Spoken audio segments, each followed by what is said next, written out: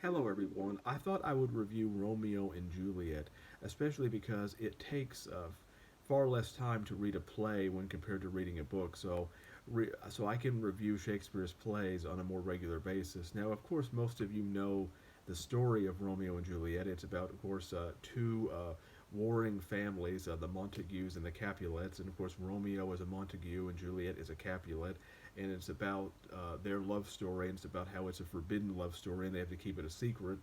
And it has breathtaking language that is very poetic and very poignant. I especially love the verses where Juliet talks about cutting up Romeo into stars, and it just has very poetic and poignant language, and that's one of the things that I really love about Romeo and Juliet.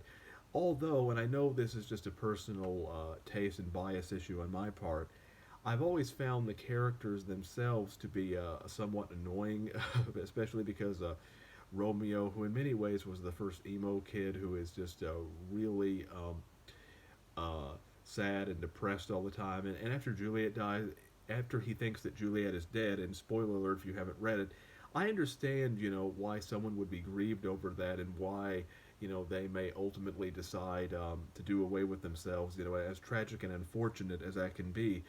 But Romeo decides to do it within like 5 minutes after Juliet is dead, which kind of shows that he's a bit weak-willed on his part. And so I've always found the characters, I've always found teen romances, especially, to be somewhat nauseating.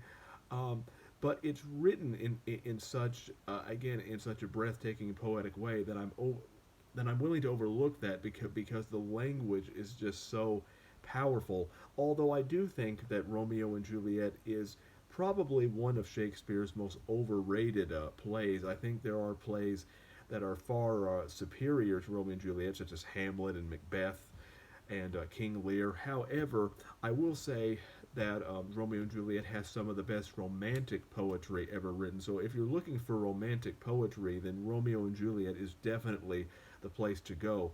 So for what it lacks when it comes to drama, it makes up for in romantic language and power. So for that reason, I would still highly recommend reading Romeo and Juliet.